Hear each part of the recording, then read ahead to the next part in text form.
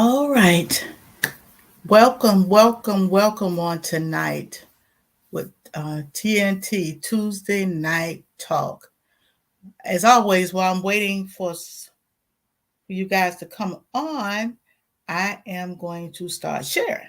So when you come on, if you like and share and subscribe, I would appreciate it. I would appreciate it so much if you would. So let me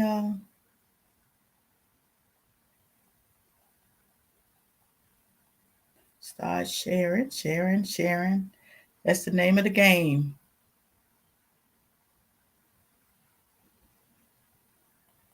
Okay. Okay, it says I'm live, but I don't see me live on here. So, okay. All righty. There we go. Tonight. All righty. All right. So I apologize for that. So, hey, Deborah. I see you watching. So let me share. If you would share, you can share it to your group. I'm just going to share to a few people.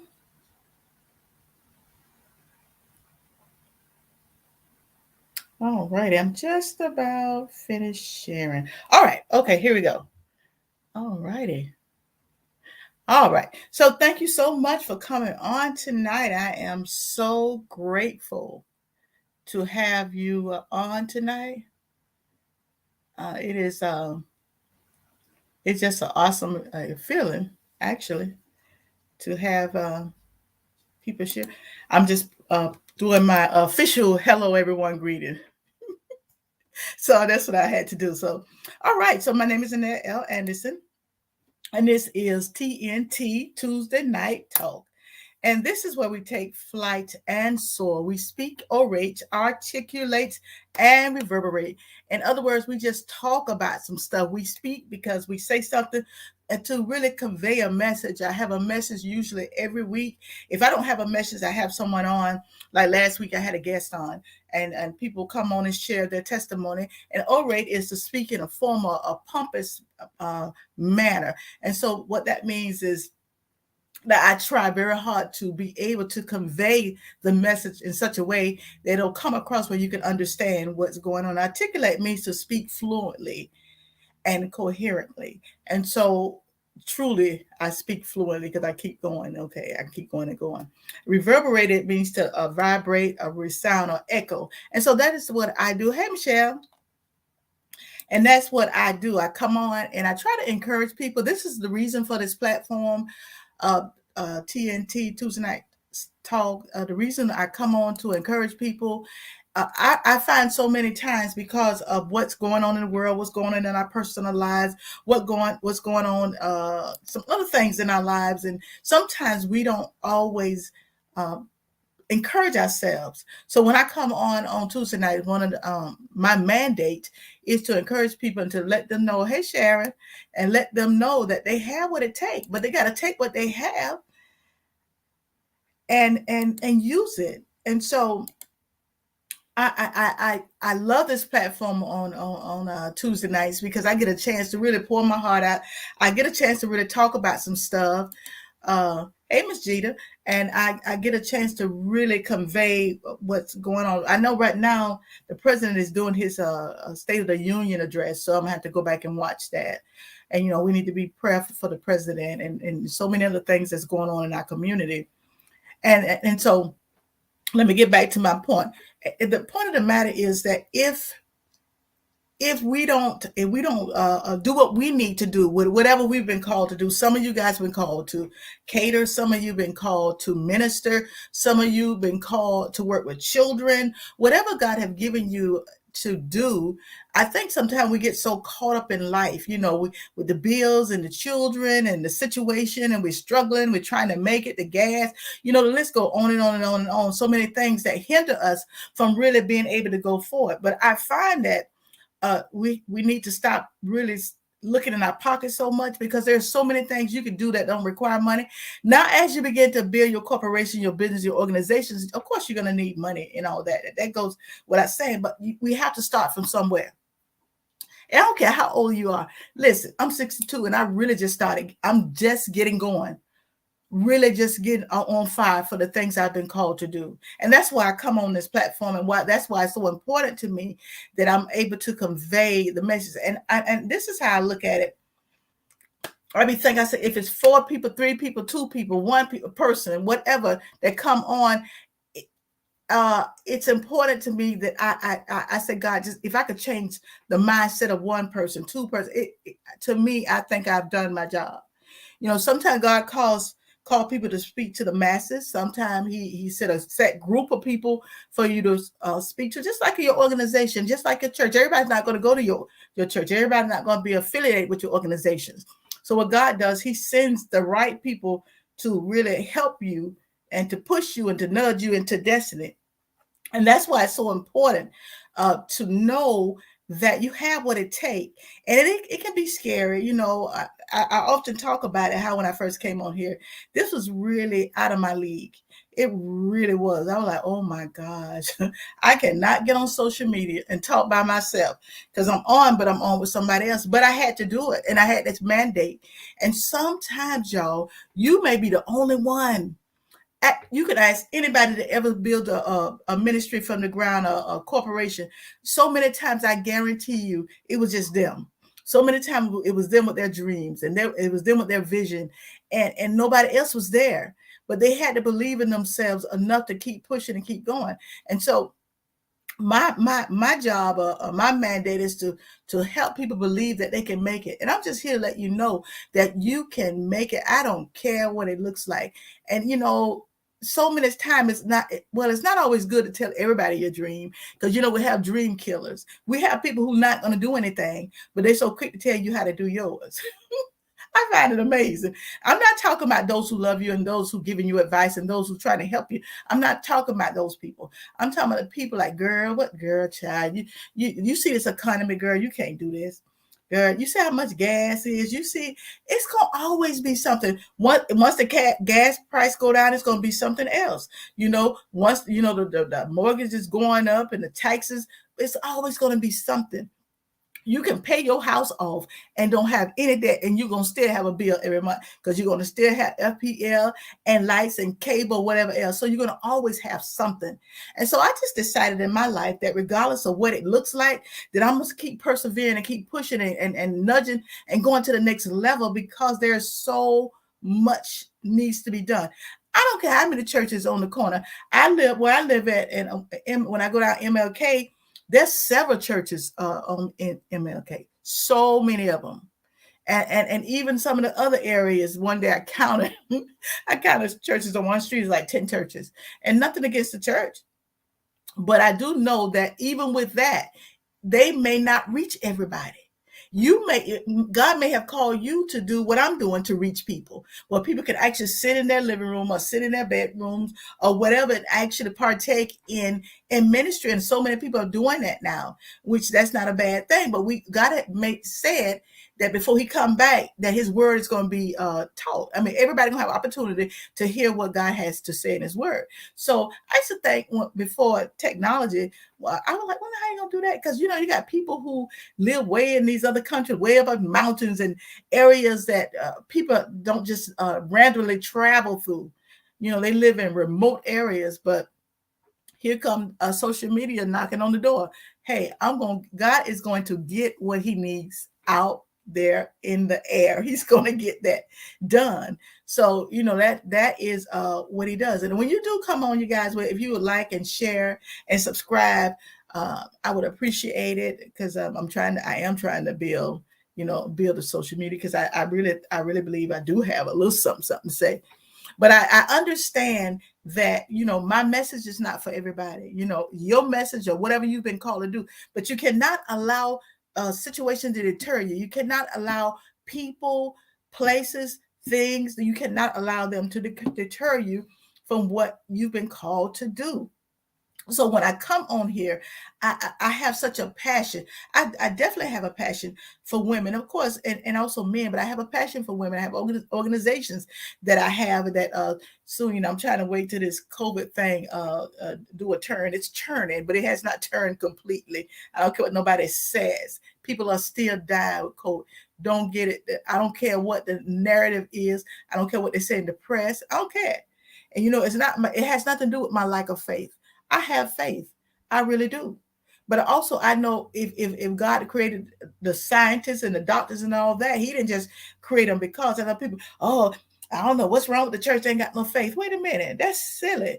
Because it's like telling somebody they have cancer but they need chemo. Trust God. Yeah, you trust God, and you go there and you take your chemo because God created that. And so, don't let people tell you or try to deter you and make you think you don't have faith. I don't care. I've learned a long time ago that I have to be comfortable in my skin. I'm not gonna always walk and do the things that they say I should. I'm just not. Even as a child, I used to stay in trouble. I would always, and I don't know why I was this way, but I always would have to finish what I had to say if it meant that me getting the beat down. And of course, I used to get them all the time because if I couldn't say it, I had to write it. And I always had this desire to get it out. Now, sometimes you need to keep your mouth closed, okay? Sometimes you need to keep your mouth closed. Because my sister told me, she said, I just want to tell you, just stop talking and then stop talking, but I don't know. But anyway, I just want to encourage people. And I didn't really to get on here to really talk about the church per se, and nor to disagree with what people say. I'm saying what faith is. The faith is the substance of things hoped for, evidence of things not seen. So I'm hoping that they come up with a cure that get rid of it totally of COVID. I'm not afraid. I go anywhere I want to go, anytime I want to go. I wear my mask because I'm comfortable. If other people not, I'm okay with that. But I'm saying is don't. I hear it so many times. It's just annoying to me. And people go to Walmart, but they can't go to church. Well, when I go to Walmart, I don't sit in Walmart 2 hours. When I go to Walmart, I'm out in 5 and 10 minutes. And when I go to Walmart, I'm going there for groceries. So we can't compare Walmart to the church. And you cannot question what God is doing in the lives of people. He's not doing it the same way. Even in the book of Isaiah, I think it's chapter 40. I think it's 40. It's saying God is doing a new thing. So if He's doing a new thing, that means that somebody ain't gonna be happy. They're gonna still want to do the old thing. And and the churches are opening back up, and people are going, and I'm so happy because God's hand is in the church. What I'm saying is, don't be so quick to judge other people if they don't do the way you think it should be done. Because if you read even you read your word, and when God told people, go in the house and shut the door, put blood over your doorpost, and when the death angel come, I'm going to pass over. That's what we get, pass over. And so I understand why we think, for those who don't think you need them, I'm not talking about now, because of course the scientists have made a big jump and a change of thing. But I'm just saying, if we want to do Bible, do Bible. There are times when He told people, hey, don't go there. When people had leopard, you couldn't go around people. So, sometimes I think we'll pick a scripture and we'll just wear it out. But that's okay if that's your theology, knock yourself out. I'm just saying, I try to be biblical. Like when I made certain decisions, my decisions to do on Sunday has nothing to do we're not loving God. It has something to do with my mandate. See, sometimes God has a mandate. Why do you think preachers or pastors are who they are? They didn't just wake up one day and say, oh, I'm going to pastor. No, they were somewhere else, and they left wherever that somewhere was and started a ministry or got called to a ministry. Didn't mean that they didn't love Lord. It just meant that God had a different mandate, a different calling on their lives. So even in your organization, your business, whatever you've been called to do, just know that that's your call and that's your mandate. First of all, I believe one of the things is that you have to be comfortable in who you are. Hey, Angela, you really have to be comfortable in who you are. So when you get, start walking in that arena, knowing who you are, regardless of what people say, regardless of what people think, when you get comfortable walking in an arena, then it happens. Then it comes a time when then you're able to really start focusing on what you've been called to do. First, I had to deal with me before I could deal with anybody else, and so now I have a certain comfort level that I'm able to come on here and and do some things. And last week we had a guest, and she was phenomenal. Angela Marie Ely. She's on here. Cops. She was very enlightened, and it was so. It was amazing because she had the kitchen ministry. I love it. God does what he does. And that's why I love him so. And that's why it's so important that I bring people on to allow people to see, just because they don't do it your way, just because it didn't start out like you did, or maybe you've been saved all your life. I don't know. Maybe you didn't lie, and you didn't curse, and you didn't steal, but I bet you one thing, you did some gossiping. You may not have done that thing, but you've done something. And so I bring people on because I want people to see, hey, this person walked through this person survived that, this person overcame that. And that's how I think it's so important that we see, and don't put everybody in a box. I am so sick of boxes. Everybody want to, if you ain't in that box, you can't possibly have heard from God. Oh, the devil is a liar. So I come on to encourage you that don't allow people to put you in a box. If you say that God said it, then you got to walk it out. If you believe God called you for this or called you for that, or he laid his hand on you for whatever it may be, walk that thing out. Believe in what he said. Sometimes you got to keep going back and say, God, did you really say it? Did you really call me? Me? I don't know how many times I like, God, you call me? How you call? I don't understand. Me? With my jacked up, messed up, tore up self? He said, yeah, I called you. I called you because that place that you walked through, you'll be able to tell somebody else how you overcame that place.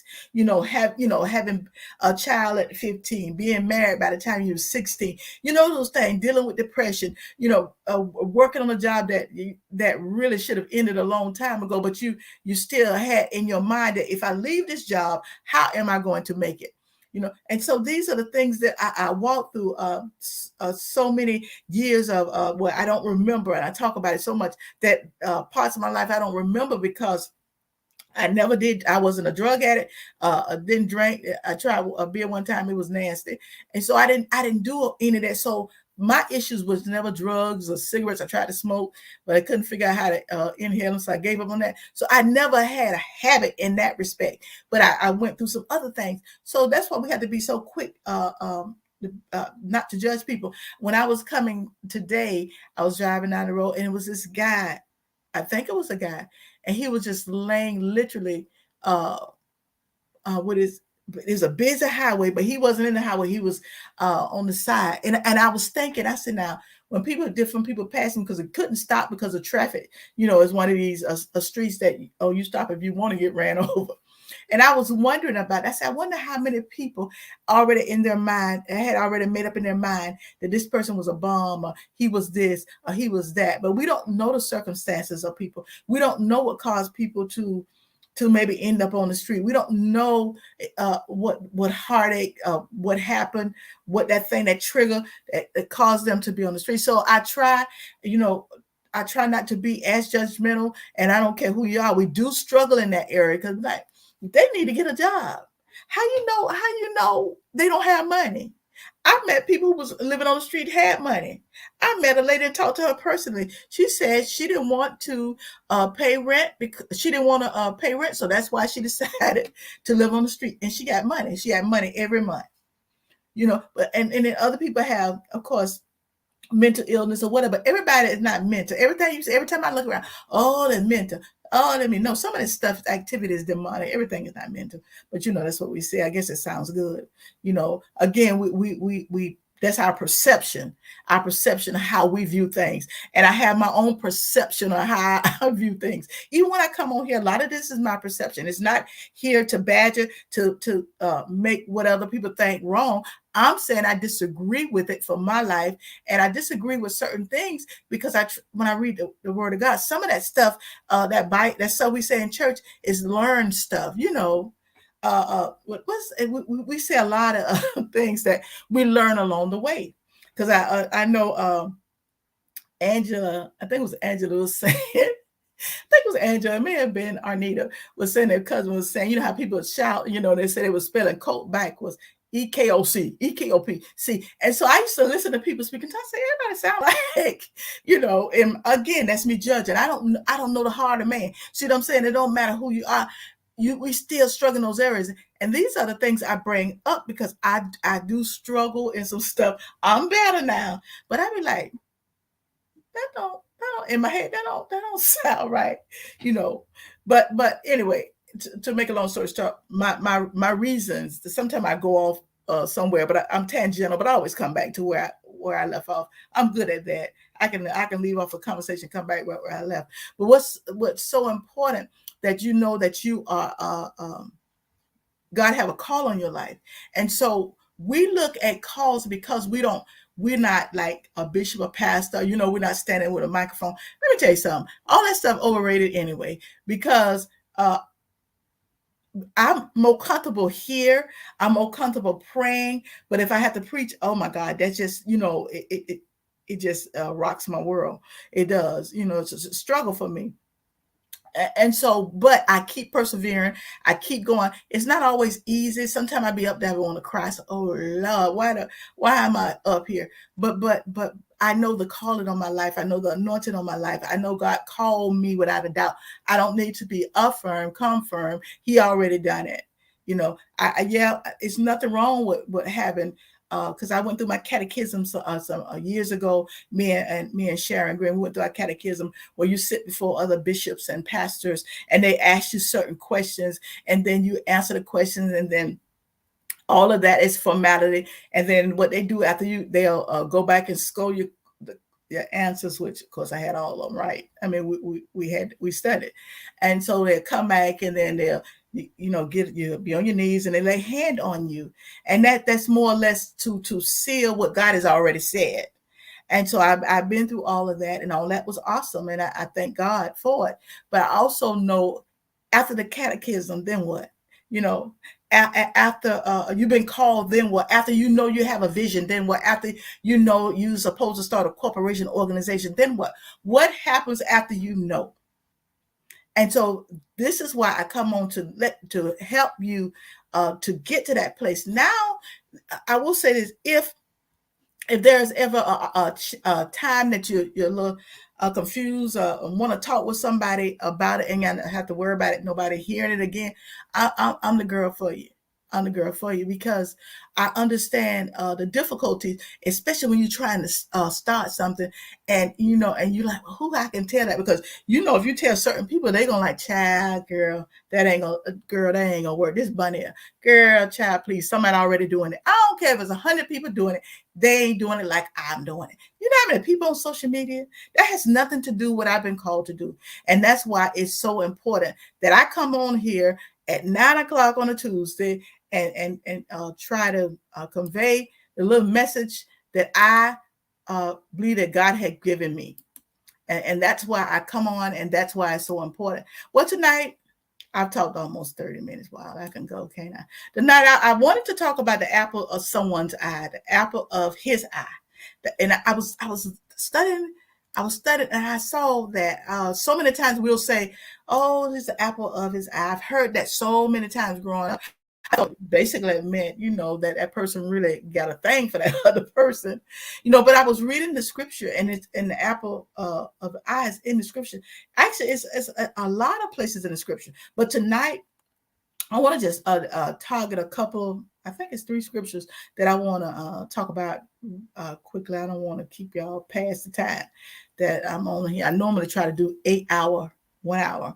Also, okay, so one of the places that I saw was Psalm 17, verses 7 and 8. And in Psalm 17, David pleads for God attention and protection on the attack. David was under attack. And he began to talk to God.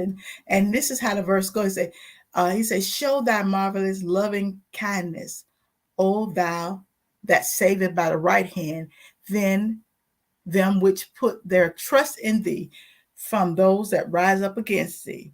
Keep me as the apple of your eye. Hide me under the shadow of thy wings. Here was David talking. David was saying, listen, God, I need your help. Because the enemy is trying to attack me. The enemy is trying to get me to a place that I'm not going to be able to make it. So I need you to hide me under the shadow of your wings. And when we begin to look at the meaning of this particular text, it says in other words, guard me as you would your own precious sight. Guard me as you would your own precious sight. God, take care of me. And so many times when we're going through some things, whether it be in your personal lives, whether it be in your ministry, your organization, corporation, whatever, your children, whatever, when you do a daycare, whatever, we get to the point, say, God, I need you. I need you to guard me as you would your own precious sight. And the first line of verse 8 translate, guard me as a pupil, the daughter of the eye. Pupil in Hebrew is little man. It's the center of your eye, reflects the person it sees. So if you ever look at somebody's eyes, it's that pupil, that little dark place is the center of your eye, reflects the person it sees. That is to say that a tiny reflection of the object of your attention appears in your pupil. When God looks at his children, we are reflected in his eyes. We are a tiny reflection of his vision. We are the apple of his eye. So when God sees us, we may be small in his eye, but we serve a big God. And I love that so much when David began to say, listen, listen, God, I need you because I'm the apple of your eye. God, I'm the one that you called. I'm the one that you called to be king. I'm the one that you called to lead this army. I'm the one, but right now I need you, God. And so many times, even in my own life, I said, I don't have a problem being a little man because I serve a big God. And I know that I'm the apple of his eye. I know when he looks at his daughter, he loves me. I know when he looks at me, regardless of what other people may say, that I'm the apple of his eye, regardless of what it may look like to others. I may look like nothing to you. I may look like I'll never make it. I may look less than. You may turn your nose up at me. You may not even like me. That's irrelevant because God said I'm the apple of his eye. He guards me. As a pupil, the daughter of the eye. The pupil in Hebrew, again, is a little man. When he sees you just as you are.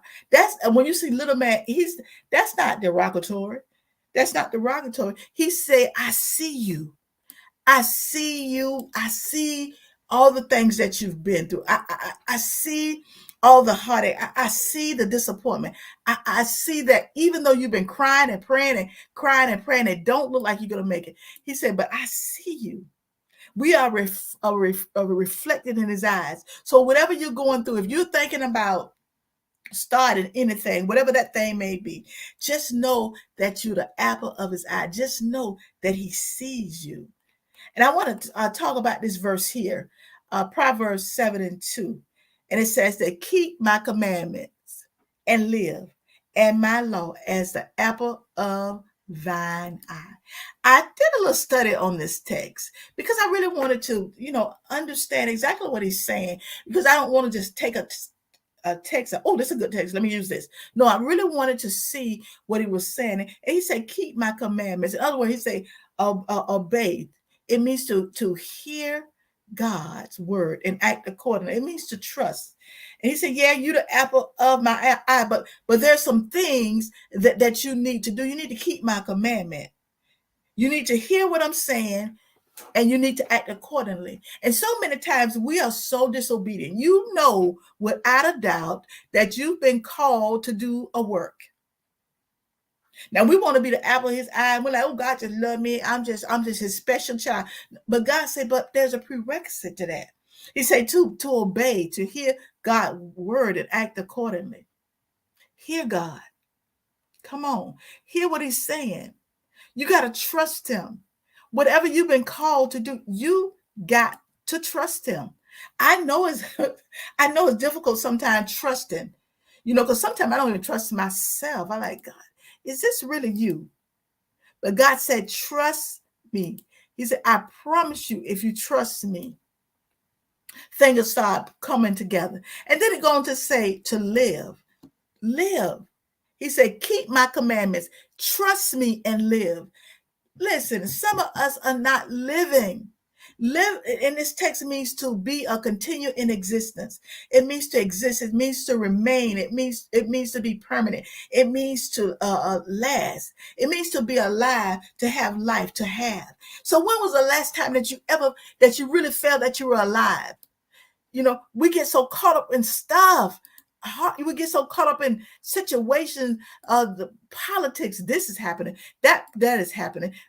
This happened. No, when the last time you stepped back and started to live, to exist, to remain permanently in God? And so here he's saying in Proverbs, first I want you to obey, and then I want you to live. And I came on here on tonight to tell somebody, live. Somebody needs to live, because we've had so much difficulty, so much death, so much finances issues, so much sickness, until we have forgotten how to live. We've forgotten how to enjoy what this world have to offer. And I was thinking today about the COVID. Now, there has been a lot of people who has passed away. I mean, it was like a mad exodus. So many people got it called home, or whatever the case may be, not just from COVID, but so many other things. And so many times that we, because of such a great loss, that we stopped living too. We stopped living. Finances, we're struggling. How am I gonna pay my bills? I'm gonna do this, I'm gonna do that. But we don't live. When was the last time? Okay, everything. When I say live, it does not mean that you even have to spend money. Sometimes maybe just take a walk around the park, and just cause yourself to breathe the air, hear the birds chirping. Learn how to appreciate the life. I look at life like this. I never got sick with a blessing. So many other people did. God didn't call me home, and I thank him. So I look at life like this. If I'm still here, which I am, then obviously my work is not done.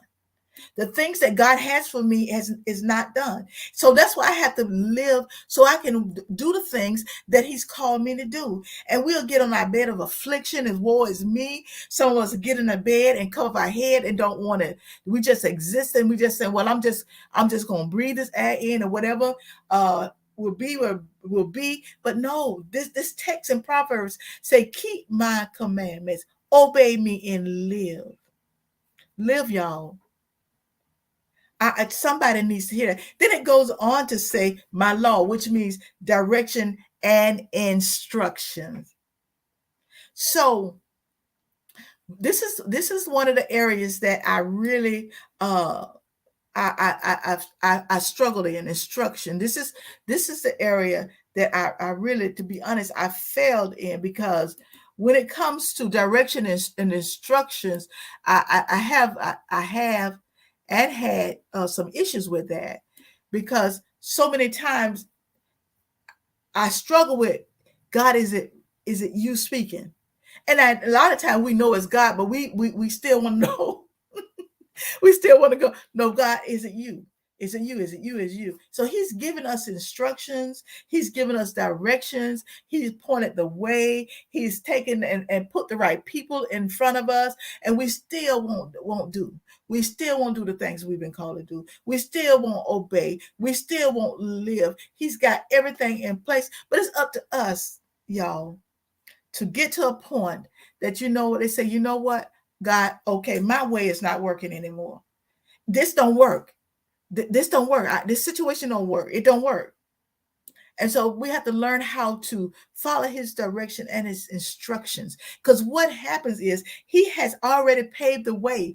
And we so caught up in stuff, in bills, in heartache, in disappointment, in tears, in frustration. And they talked about me. They don't like me, this and that and the other. That God said, I've given you directions. I've given you instructions. I've told you how to start this business. I told you how to come on social media. I told you how to do research. And that you don't know, there are other people out there that everybody don't charge for services. There are other people out there that can help you, get to from point A to point B, important. See, and I know you look in your wallet and in your purse like I have done so many times in my life. I've looked in there and the only thing I saw was lint. It wasn't no money because everything I had went to somebody else. But then I had to learn that I have to take what I have. Moses, what's in your hand? Stretch out your hand. Sometimes you got to look and see what you got. You got to look and see who you know. You got to look and see what you can find. You got to look and see what's out there for free. There's so many things out free. When I'm on this particular thing, I don't pay for this. When I come on, this is free. So you have to do like stretch out your hand. Begin to obey God. Begin to hear what he's saying. What happens is our brain, our mind is so cluttered with stuff. And it's so messed up. Because I'm speaking from experiences. That's why I can say this. I'm not talking about what I read. I'm talking about I walked through, what I lived through, what I breathed through. So mind so cluttered. And I used to try to separate stuff in my head. And I tried to put each thing in a compartment in my head, but it wasn't working, but God brought me through that. Thank you, Lord. Thank you, Jesus. And now I'm to a point in my life, I can hear better. Because when up here is messed up in your heart, your mind, your intellect, your will, when that's all tore up from the floor up, you can't hear nothing. You can't. I'm gonna tell you something, y'all. I used to have, it's not funny, but people be just talking to me, and I just be looking at their mouth. I don't know what they said. And I remember one day somebody said, "You know what I said?" I said, "No." I would just sit there looking at their mouth move. Because I was so consumed with so many other things that I could not hear. And see, let me say this to you. Hearing does not always mean your ears. Of course, that's the natural flow of it. But hearing also means being able to receive that thing in your will and your mind, your intellect, where you can get that thing on the inside of you. And that's the only way, even when whatever you're building, you have to get it to a place where that thing's burning on the inside. I talk about next door to building this house, and I watched them build this house, and from the ground up, it was amazing. I knew you dug footers. I understood that part, and you put those sticks in line, and you're getting everything in line to get ready for what's to come. And so that's where we are. We're getting ready for what's to come. And then they start laying they actually built the four corners first. And that was that foundation of that particular house. It's not one of those houses they throw it with the little wood. No, this one came from the brick up. And I love watching that. When I watched the corners and how they kept doing certain things and lining up, and then they would do a process, and then somebody would come out and approve it. Because if it wasn't just so, that when the guy came out, he said, no, you got to go back. The foot is not right. You got to go back. This is not right. And so this is what happens while we are building our gift, building our organization, building our ministry. There's a process. The first they had to clear the land. Before you can build anything, they had to clear the lot.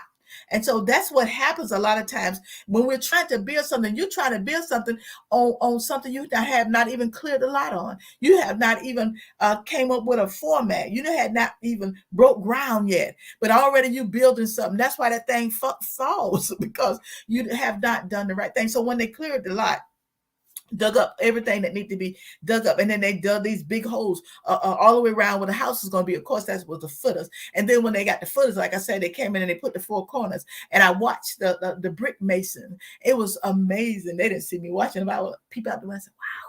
So then they start, once they got the four corners, then they start building all around, and they gradually brick by brick by brick. And so whatever you're building right now, it's not going to happen overnight. There's a process.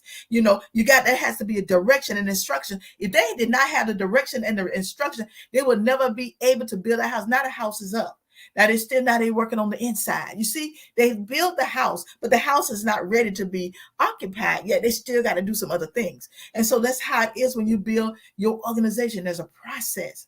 And then different people do different things. One person did not build that house.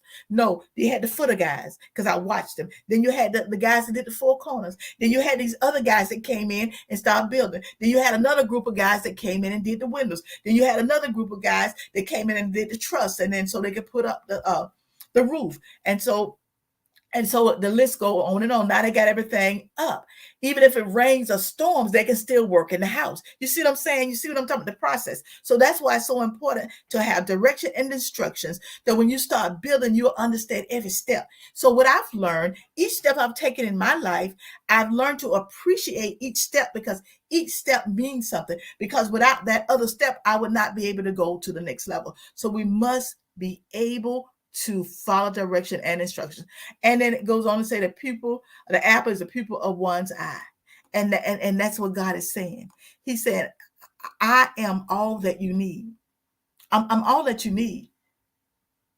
And you need to be obedient and follow my instructions. So when people say I got Jesus, that's all I need, that's not totally correct. You would say, I got Jesus.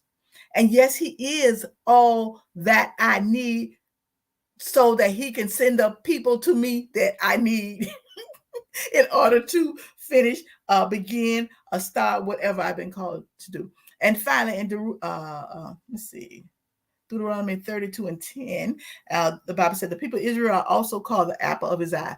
When the people of Israel reached the promised land and Moses turns over the leadership to Joshua, Moses recalled the stories of God's people, called the Song of Moses. The people are reminded of God's protection and his provision in the desert. In the desert, he found them in a barren and howling waste. He shielded and cared for them. He guarded the people as the apple of his eye. Even in the desert, even in the ups and downs, even wherever you may be going through, God is always there. And I promise you, he will connect you to people you didn't even know. I talked about it last week with Angela and Arnita. We did not know them, but God has a way of connecting you to people that it feel like you've known them all forever. And then there are other people that you started out with. They may not go to the end with you. Even with Moses started out, but he didn't make it to the promised land. In fact, to add insult to injury, God took him on the mouth and said, see that down there, Moses? You won't be able to get there. You see? So whoever, I know we want everybody to come with us, but everybody may not be able to come. And a lot of times some people can't handle where you're going, or they are not anointed to go with you. And maybe sometimes it's just a new season. God is doing something different. Like I'm doing something way different than I did, 2 years ago. So, and so I just wanted to encourage you tonight to let you know. And that's what I wanted to talk about, the apple of his eye. It's a beautiful thing that, that little pupil, God said that just means a little man, that you're a little man. And listen, I'd rather be a little man in the hands of God than be a big man in the hand of man. And he said, you're the apple of my eye. Every time I look at you, I see my creation. Every time I look at you, I see the greatness in you. Every time I look at you, I see your potential. I know what I've called you to do. I've put my hand on you. I've loved you from the time you came into this world. In fact, I even made you in my own image. So you are the apple of my eye. Hey, hello, Jill. So you're the apple of my eye. You're important. So just know that little pupil. God said, I see you.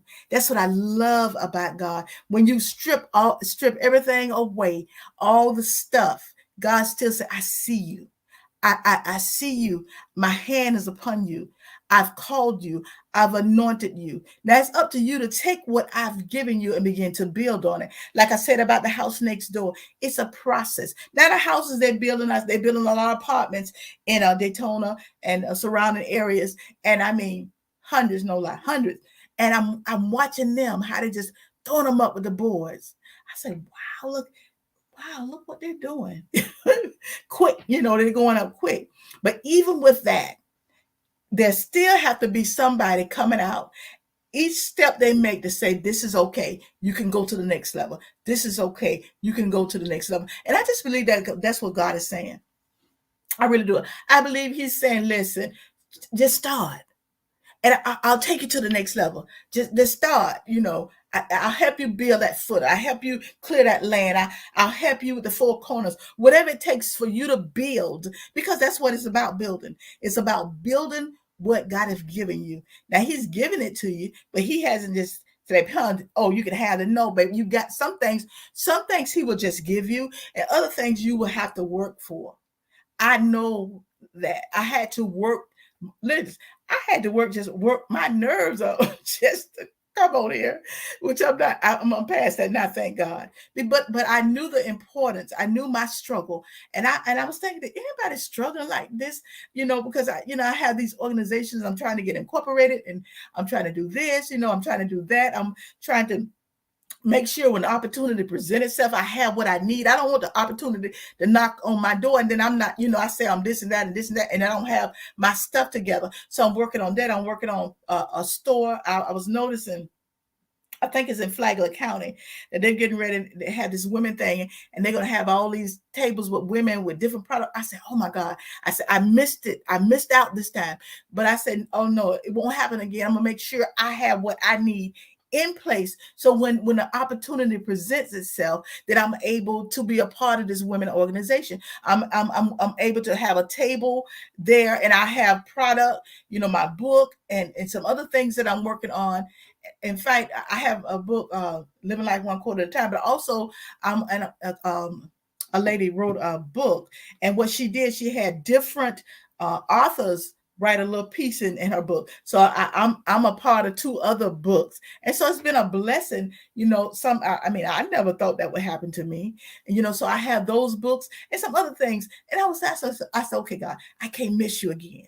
I can't miss you. I don't want to miss you. I don't want to be sitting around and saying, woe is me. So when I get up in the morning, and I got to get better because I'm retired now, and I just think I don't supposed to get up at 9 or 10 o'clock. No, the devil's a lie. I got to start getting up. But no days go by that I don't work on something that pertains to what I believe I've been called to do, because we do Wednesday night. I'm on the same platform with my friend Anita Faye Wilson, with the movement, and with this organization. One of the things we do is to help women, to help men to help build their organizations. And if they have a question, or want to know, well, what do y'all think about this, or what do you think about that? We're able to really help people get to the next level. Not that no, we're not we're not perfect, but we are willing to help, because along the way, trust me, along the way you learn what you should do and what you should not do. Because especially when I saw what I saw on Facebook, I said, no, they're gonna have this thing in Flagler County, and I didn't know it. That's gonna be in Bunnell, so I probably will go up there to patronize them. But I was saying, okay, that's a missed opportunity. So that means that I really got to get on my grind. I really got to get on my grind. And actually, with one of my organizations, that's one of the topics of discussion that I have. I got a couple of things that when somebody called me to come to their church, or women program, or whatever, I have a couple of things I talk about. One of them is OMG. Where we want to use that all the time. OMG. Well, for me, it means on my grind. And so that's one of the topics that I discuss with women, and to help women, pursue and follow their dreams and whatever they've been called to do. And so it's OMG. That's one of my topics. And I also have Wondering Woman. We always wondering about something. But when we're going to stop wondering and begin to do the things we've been called to do? So those are a couple of topics that, you guys, if you ever want to call me into one of your church functions, or it don't have to be a church function, it don't matter. Those are a couple of topics that I think is really needed. On my grind. Be on your grind, sister. Be on your grind. And Wondering Woman. We need to stop wondering. We're not nomads. No, we need to start being on our grind and being about our business. So, but anyway, that's what I wanted to share tonight. I'm gonna have more information. My website is out there, N.A.L. Anderson, but I'm still working. Anita's working on it. It's not totally.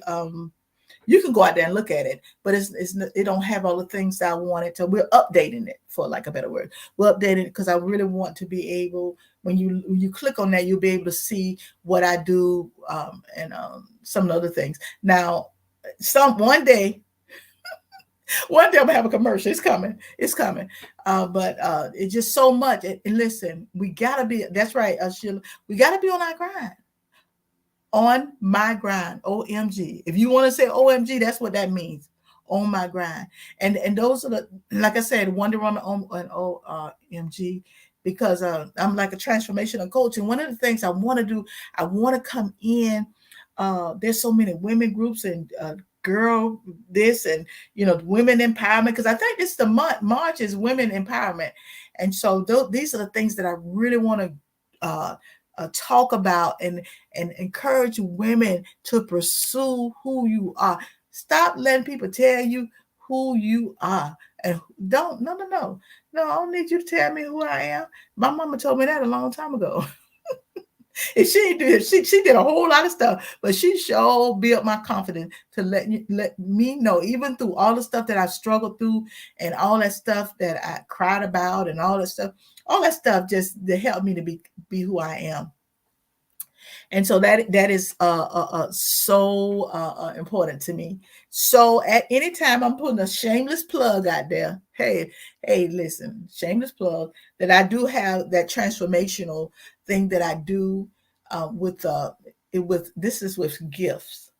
I think this is a gift, and I got a couple things I do with Hey Girl, gifts with girls inspired for total success. Then I also have a couple things I do with Hey Girl, which is a one word affirmation, and it's so important that we tell young women who we are. Listen, some of that stuff on social media can't tell you who you are. They tell you who you should be, or they try to tell you if you don't fit this mold, if if you don't have a butt go that this long, you can't possibly have it going on. No, baby, you got it going on. When you got your organization, you got your business, you can figure out how you can make six figures a year or more. You can build from the ground up. You can have people coming to you for a job, or coming to you for help, or coming to you to help them build an organization. But my job is to help people build their courage and also to let them know that there's somebody. You're somebody. I don't know why people don't think they are. Listen, you are not one of the ones that they've called that God has called home. So you still, as long as you're still here breathing, you have a purpose. You have a reason for being. You do. And I thought about that one day when I used to say, I said, Lord God, if one of my person passed away, I don't know, God. But we did not come here to stay. But while we are here, I want to leave my mark. I want to leave something for my grandchildren and my grandchildren's children. I want to leave an inheritance, not just finances, but I want to leave an organization. 5 years from now, my grandma started this, and I'm going to take up this and I'm going to keep going. And I want that generational type deal. I don't want the generation to die and there's nothing's left to even remember the generation before you and before that. I'm not saying that you may never build a huge corporation, but whatever you've been called to do, God may have told you to mentor 5 girls, or mentor the young lady down the street, or the man down the street. God may have told you to bless that mother. That mother who's struggling with children. God may have told you, hey, go get Pampers. I don't care what she got you, but you got to know who you are, and you got to be comfortable, and do not let people talk you out of who you believe God has called you to be and the things He's called you to do, because that is what we struggle with. It's not that people won't do. It's so many times we share our dream, and that's what happened to Joseph. And even the brothers got mad. Even Joseph's daddy kind of corrected him. Wait a minute, Joseph. But then they were dream killers, because Joseph was not next in line. See, it don't matter whether you next in line or not. It's where God placed you. Man may say you a certain place, but God may say something else. So just because you're not next in line, like I'm the oldest of everybody. Now, according to the biblical law, I wouldn't have got a name because I'm a female, would go to my brother. But that's not how things work. It may be the youngest child. You never know. You never know. And even my grandkids, all of them are gifted. I got 2 grandsons that cook. Jermaine is an amazing baker. Amazing. Jari cooks. I would eat Jari food pretty good, and I don't even have to give him the side eye. I got just so much patience and Jace and Kira gifted. And just because you only see Jace does not mean the gift is not in the other kids. Only you see Jace so much because God has given him the gift of song. So of course he goes around with patient paints. I could see her one day, being somewhere, and I'm up there looking at her paint in a gallery. So and that's so important that we affirm in our children and our grandchildren that they can make it, and they can get to the next level, and they can look back and say, you know what, I thank my mama, my grandma, my great grandma. And even with Jace now, Jace was a little when mama died, but he still has a connection to her. It was he would think it was about 5. He would sit in that room and he would ask the nurse. The rest of it was in and out of the room, in and out. But he sat by her bed, and he would ask the nurse, what's that you giving? What you doing right there? Because see, mama, she was something. She had a little pics, right? So one day she was so sick, and Jace came, and mama would call him Chase.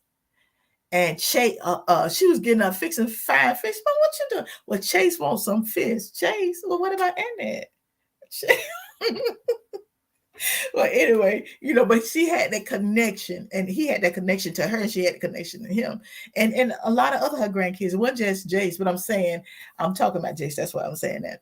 And so, even years later, he still talk about her, and he was a little kid. Yeah. So you never know what you're leaving for your kids, like, and your grandkids and your neighbors. It don't have to be your kids. It could be the neighbor down the street. It could be. But anyway, just know that you are the apple of God's eye. And that's what I wanted to share with you tonight. My hour was almost up. I try to stick to it because, I really want to be a woman of my word. But sometimes I start talking, I can really talk. I really can't.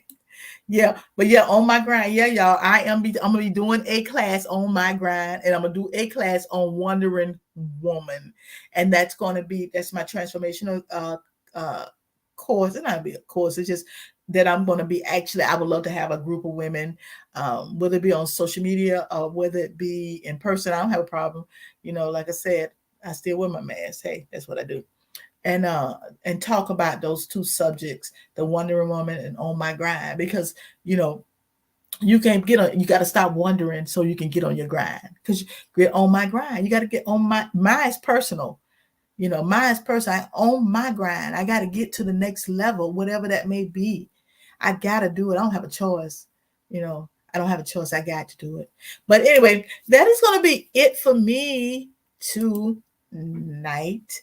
I thank y'all so much. It has just been amazing tonight. Thank you for listening to me.